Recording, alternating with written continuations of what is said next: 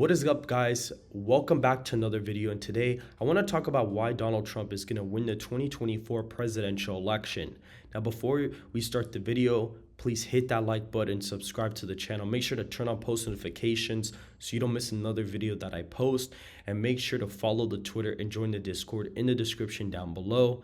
And let's get into this, guys. And so the first reason why Donald Trump is going to win the 2024 presidential election is because of aura. That's the first reason why Donald Trump is going to win the 2024 presidential election. The first thing I want you to notice, guys, the mugshot really overall brought out a big sense of, encouragement to the former president. You could see his aura right here was completely on top, 100%, basically giving off Chad energy, Sigma, just overall, really extreme energy, top G, giving off major, dominant vibes here in this video, or at least in the mugshot.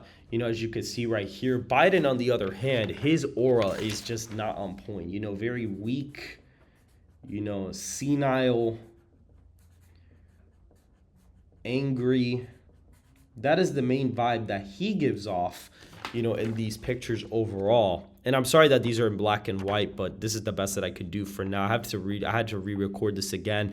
But pretty much Donald Trump, giving off, Chad, Sigma, top G vibes in this mugshot photo. Biden is giving off, very weak, senile vibes. And the thing is, in 2020, this was sort of kind of reversed. Donald Trump was giving off weird Fox News grandpa vibes, for some reason, giving off very too hardcore kind of vibes with a lot of issues. Meanwhile, Biden was kind of like this swag kind of grandpa type character, you telling Donald Trump to stop yapping on live television. And so with Donald Trump kind of talking way too much, that was the problem. Biden basically didn't talk that much. If you notice in the debates, the candidate who usually ends up talking way too much is the one who actually ends up losing the election, believe it or not.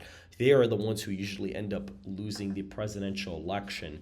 And so this is the first reason why Donald Trump's going to win, is because the aura is much more on point than it was back then. The second reason why is because of electoral history. We're going to go over this really quick, but basically, again, I'm sorry that these are not in color, but as you could see, this was the map. Donald Trump was able to flip certain states. He was able to flip Wisconsin, Michigan, Pennsylvania, Ohio, Iowa, Maine's 1st District, and Florida in the 2016 election. He was able to flip those from Democrat to Republican. And the reason why he was able to do that was because of jobs, guys. Jobs played a huge role in him actually being able to get this done, as well as trade. Trade is basically, pretty much what it really is that all the manufacturing stuff has been shipped out of the United States over time. And there were a lot of automotive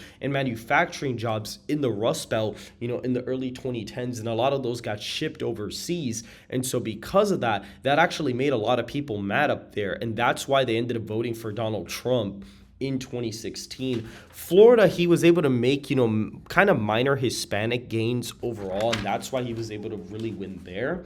Now, in 2020, Biden was actually able to win narrowly in the electoral college because, due to political polarization, if a state is way too close, it usually will end up flipping. That's just the way it is. And so in Wisconsin, Arizona, and Georgia, or Wisconsin, Arizona, and Georgia, he was able to barely end up winning those states in 2020. He actually won those by a combined 43,000 votes.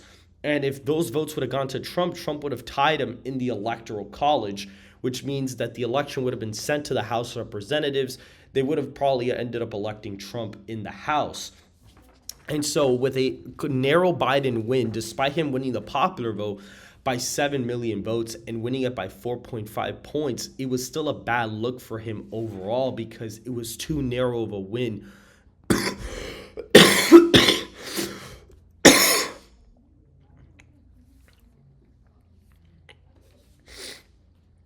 Despite everything going right for him, in the 2020 election cycle with Trump, with the BLM stuff, with COVID and everything, Biden still barely managed to win the presidential election.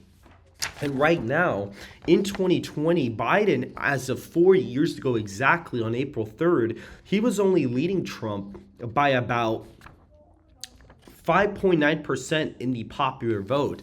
And right now, Donald Trump currently leads this by 0.8 percentage points in the national popular vote. So compared to exactly 4 years ago, there's a 6-point difference.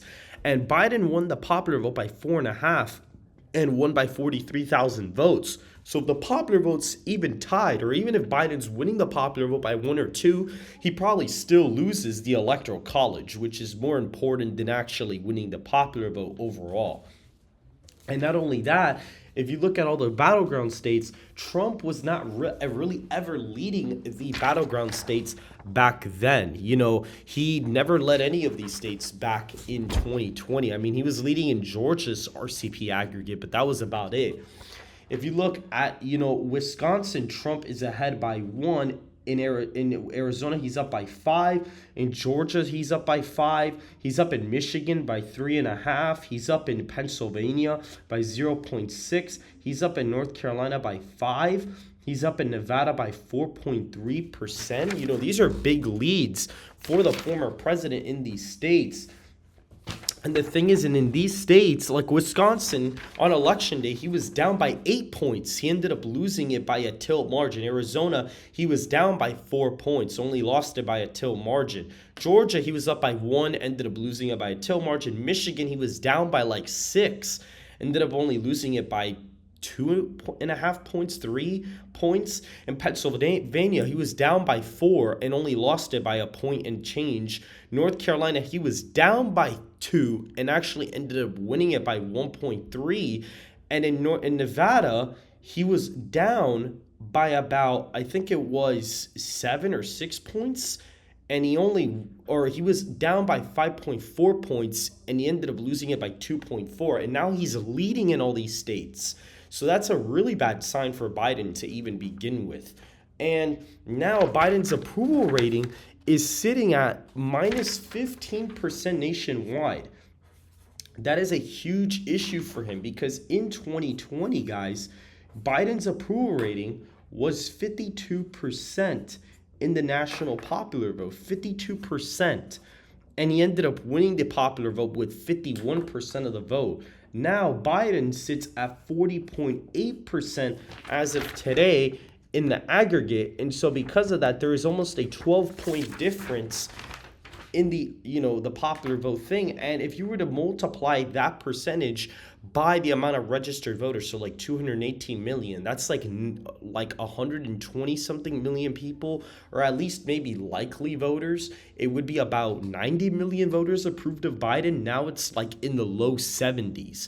And so that is not looking good for him whatsoever at all. And so because of all of this, I say that Donald Trump has a good chance at winning the presidential election.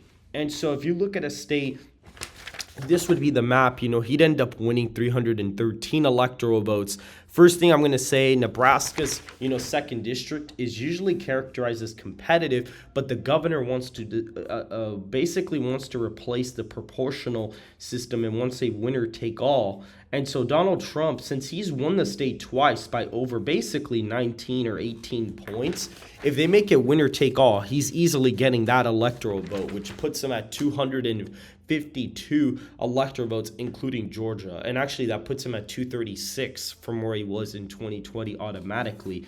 The state of Georgia is flipping because of black voters. This is the main thing in Georgia. Georgia, really ended up flipping in 2020 because Biden got really high African-American turnout there. But because of the fact that Biden is really struggling with this demographic, for example, in Michigan, he won 62% of the black vote, in Michigan.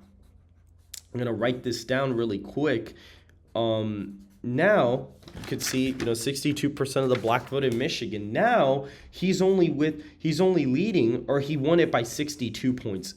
Now, he only leads the black vote with 21%. He leads the black vote by only 21 points in Michigan in a CNN poll that had Trump up by 8 points, 8 points in the state. So that basically means that Biden's lead with African American voters in Michigan is basically cut in a third. And that's a state that is usually more Democratic. And so in a state like Georgia that's historically been more Republican, if Biden even loses any momentum with African Americans there, he's effectively screwed in the state. So that's why Georgia goes that way. Arizona is going to flip mainly because of the border issue. That is a main thing that's really bothering, a lot of people. The border crisis is looking really bad. Biden's letting in a lot of illegals, into the state, or not just the state, but into the country as a whole, especially a state like Texas and Arizona. This is a state that they're really letting a lot of them in. And so because of that, he is going to end up losing the state. And then if you look at Nevada, Nevada is actually interesting because Nevada is mostly due to Hispanic voters. That is the main reason why he probably ends up losing Nevada, because Nevada is having a very big rightward trend because a lot of Hispanics, especially in Florida and Texas and even Arizona, are kind of shifting towards the Republicans, mainly because of Donald Trump. And on top of that, the last thing I want to focus on really is the state of Wisconsin, Michigan, and Pennsylvania. These states are mainly going to flip due to the fact that political polarization is just too high right now. So Biden won them by basically too little for him to really win those. And then a lot of jobs are being shipped overseas still. So that's also becoming a problem too. And the fact that his approval rating is way lower than what it was in 2020, that's really going to mess him up in those three states. And so because of that, I do actually think that's going to happen. Michigan in particular, Muslim voters are going to be a big problem for Biden in 2024, mainly because of the fact that the whole Israel-Palestine thing, a lot of Muslims don't actually agree with the way that he's been handling the issue. And so because of that, that's really going to mess him up. In a lot of Arab American communities, like in Dearborn, that's really going to mess him up. Again, Pennsylvania, you could kind of basically tie that to, African American voters as well. I drew a line to Pennsylvania. And Wisconsin, Wisconsin basically, I could basically say Wisconsin was just too close for Biden to really hold on to. Some of the, areas are going to trend back, to being more Republican in some white working class areas. But the state was really still way too close in the Rust Belt for him to really hold on to it anyway. I actually have that as the first state that Trump would flip back either way, even before a state like Georgia. I always thought Donald Trump was basically a lock in Wisconsin no matter what. Now, at this point, I think Georgia's a lock for Trump too, just because I think that if Biden is struggling with African Americans, he basically almost has no chance at winning the state at this point. And so that is basically the whole scenario with the 2024 election, kind of involved as why he would lose the election electorally. But issues-wise, aura is a really big problem for Biden. Trump in the aura department is kind of killing it, to be honest. Basically looking at past results and, issues from before, job and trade was definitely a big issue Trump hit on that Hillary Clinton did not in 2016. Comparing national polling data is also a thing. Biden was leading by, again, I'll write this down for you guys so you can really see it, really have it etched into your minds. He was leading by 5.9 points nationally, basically, as of April 3rd, which was exactly 4 years ago today, right? He was leading it by 5.9 points in the popular vote. Now, Trump is up 0.8 percentage points today. He's up 8 points in the popular vote today. And so that doesn't mean he's going to win the popular vote by 0.8, but the fact that it swung that much between 4 years ago also puts Biden in a pretty bad spot. And not only that, Biden's approval rating dipping by 12 points is really bad, and Trump is actually leading in all the individual state polls by way more than like Arizona, he's leading it by 5. He was down by 4 points in 2020. So it's almost a 10-point shift in the polling data. And if the polls underestimate Biden, he's basically cooked because he'd lose all these states. He'd lose all of them, and that would give Trump 313 electoral votes if Nebraska were to put in place their winner-take-all system. And overall, this is kind of my main reasoning for why all the states really flip. You know, Muslim voters here, African-American voters here, the border issue, Hispanics, and Arab American voters are definitely the reasons why all those flip. And then Nebraska winner-take-all system, if that goes through, which it probably will because there's a state majority, you know, Republicans, the governor wants to pass it. So more than likely it will get passed as of right now. And that is a general consensus as to why Donald Trump is going to win the 2024 presidential election. So if you guys did enjoy this video, please hit that like button, subscribe to the channel, make sure to turn on post notifications so you don't miss another video that I post, and make sure to follow the Twitter in the description down below, as well as joining the Discord so you can talk to all of us there. And I hope to see you guys very, very soon.